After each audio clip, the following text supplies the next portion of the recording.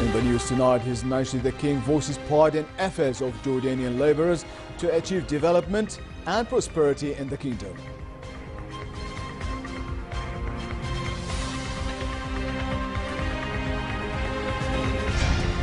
Three bombs in and around Baghdad killed 18 people and injured 45 others, including Shiite worshippers conducting an annual pilgrimage. And Washington and Moscow say they are working hard to extend a truce in Syria to Aleppo, where violence in recent weeks has left a ceasefire in tatters and torpedoed peace talks. Good evening and welcome to the news at 10. His Majesty the King voiced pride in efforts of Jordanian laborers to achieve development and prosperity in the kingdom. During a visit to Al Safi factory for garment manufacturing in the Ban district in the southern Madaba Governorate, on the occasion of Labor Day, the King expressed appreciation of accomplishments made by workers at the factory, which was established within a royal initiative in 2009. King Abdullah also checked on the production line and success stories at the factory that employs 400 workers, 90% of whom are females, and in addition to 16 handicapped workers. His Majesty was also briefed by Director of the factory, Farhan Afram, on work mechanism of the factory that produces sport clothing that are fully exported to the United States within the free trade agreement signed between the two countries. Under royal directive, the factory will be provided with air conditioners to provide a relevant work environment for workers to improve their performance.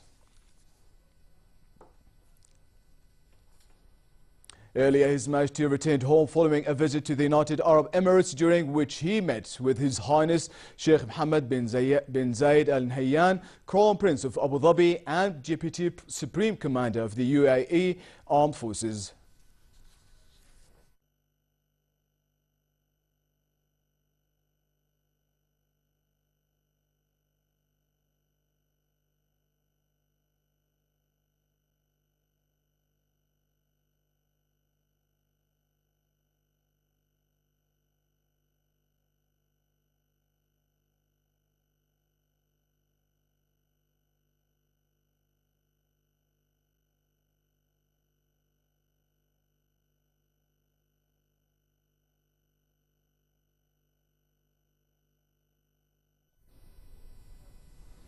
Prime Minister Abdullah Mansour briefed a visiting delegation of U.S. congressional aides on reforms being carried out by Jordan in the political, economic and social fields to continue the development process.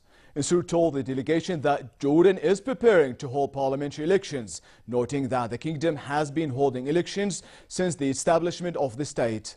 The Prime Minister also reviewed the current situation in the Middle East and its impact on Jordan, adding that the kingdom has received waves of refugees over the years from Palestine, Iraq, Lebanon, Yemen, Libya and Syria. He spoke about the pressure placed by a 1.3 million Syrian refugees on the kingdom's educational and health sectors. Mansour voiced appreciation of the U.S. support to Jordan, pointing to the continued cooperation between the two countries in the fight against terrorism.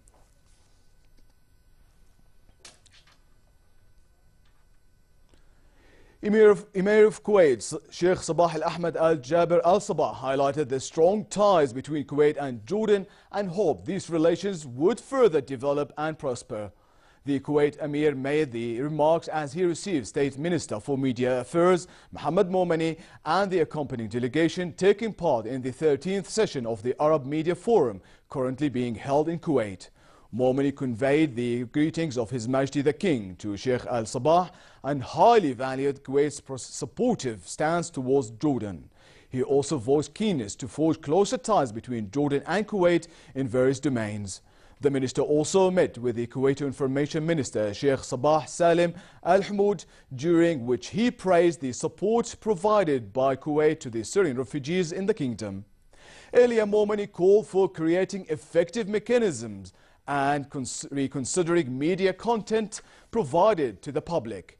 In a speech at the 13th session of the Arab Media Forum, Momani highlighted the need to confront media outlets that practice provocative strategies that aim to negatively affect the minds of young people and increasingly pose a threat to the safety of communities.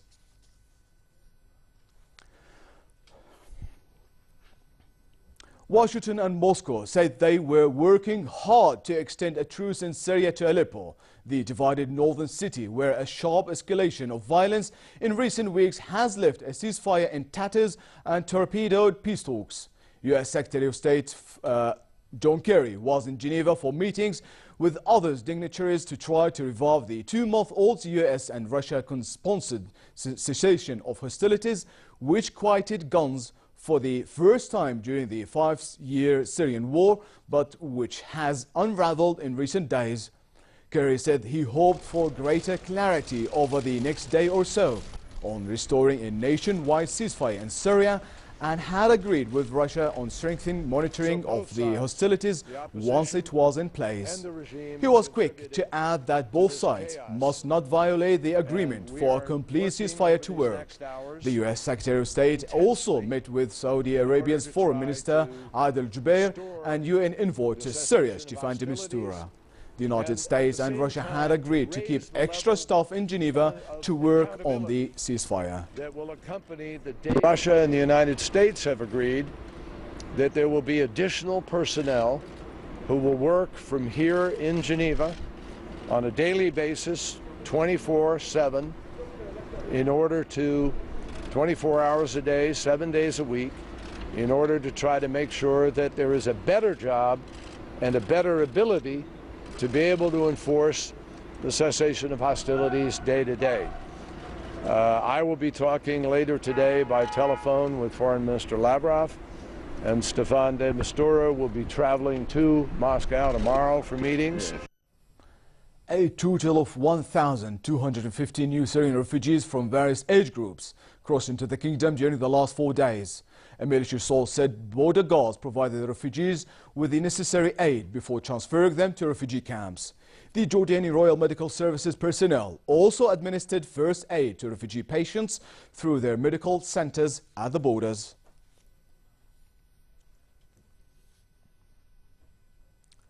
Iraqi army troops backed by volunteer forces managed to recapture more areas from the Daesh terrorist group in the western province of Anbar, killing dozens of the foreign-backed militants. A number of Daesh terrorists were killed and injured in an airstrike by Iraqi fighter jets on their positions in Al-Farahat in the Anbar province. Meantime, 3 bombs went off in and around Baghdad, killing at least 14 people, including Shiite worshippers conducting an annual pilgrimage in Baghdad. Here's more. They're cleaning up in Baghdad after yet another car bomb attack. The bombing was among 3 to strike the Iraqi capital on Monday and was the deadliest, killing more than 10 and wounding 30. Islamic State has claimed responsibility. Many of the casualties were Shiite Muslim pilgrims on their way to the shrine of the Imam Musa al-Qadim, a great-grandson of the Prophet Muhammad. While security has improved in Baghdad since the daily bombings of a decade ago, authorities say these latest attacks show that a determined enemy is almost impossible to stop. In the ongoing war against terrorism, the United States and its allies conducted 25 strikes against Daesh in Iraq and Syria.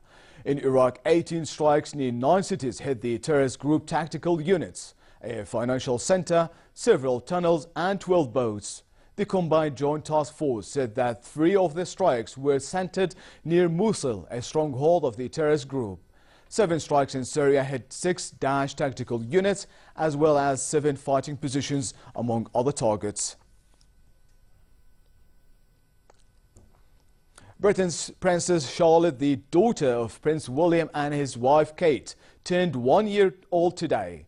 She was born at St. Mary's Hospital, where Prince William and his wife showed off their second child to cheering crowds. The princess' full name, Charlotte Elizabeth Diana, is a nod to her late grandmother Diana and her great-great-mother Queen Elizabeth. A series of new photographs of Princess were released to mark her first birthday. Smiling, standing and pushing a toy in the garden in the undated pictures taken by her mother.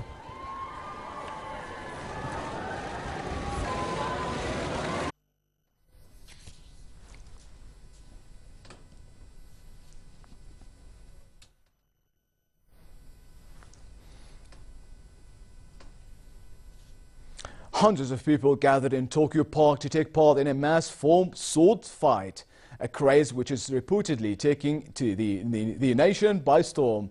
The game is called Chambara and is the name in Japan for the pretended sword fighting by children, usually played with sticks. However, here it is played with a soft sponge sword that does not hurt if a person is hit with it. There is no upper or lower age limit to who can play the game.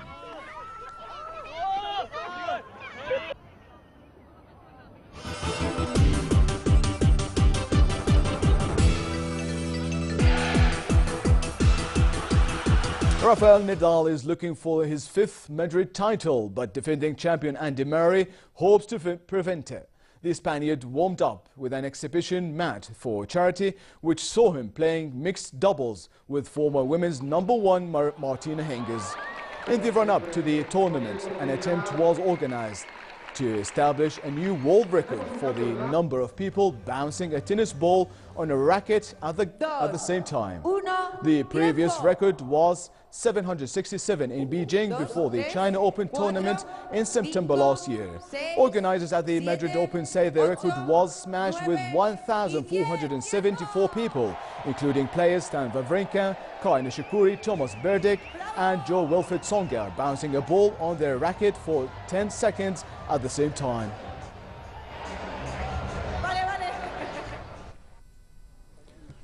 Bayern Munich's players took to the pitch ahead of their Champions League semi-final against Atletico Madrid, where they are desperate to avoid losing a third consecutive Champions League semi-final to Spanish opponents.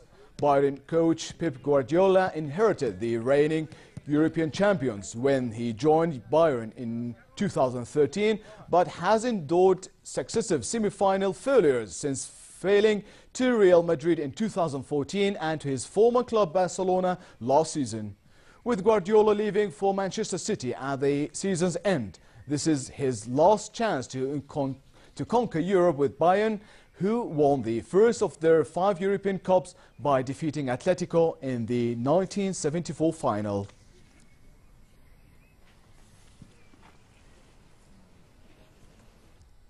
And finally, fair conditions continue in most regions for the rest of tonight, with high clouds and northwesterly moderate winds. A rise in temperatures is expected tomorrow, creating relatively hot conditions across the kingdom, with possible light rain in the northern regions. Winds will be southwesterly moderate to brisk, raising dust in the southern and eastern regions. The Gulf of Aqaba should expect very hot conditions tomorrow, with southerly moderate to brisk winds and slightly choppy seas. Next are the lows and highs for tonight and tomorrow.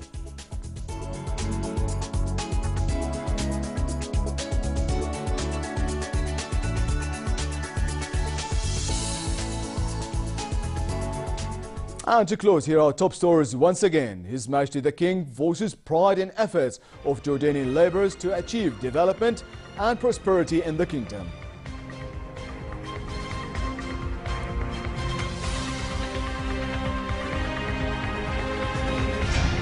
Three bombs in around Baghdad killed 18 people and injured 45 others, including Shiite worshippers conducting an annual pilgrimage.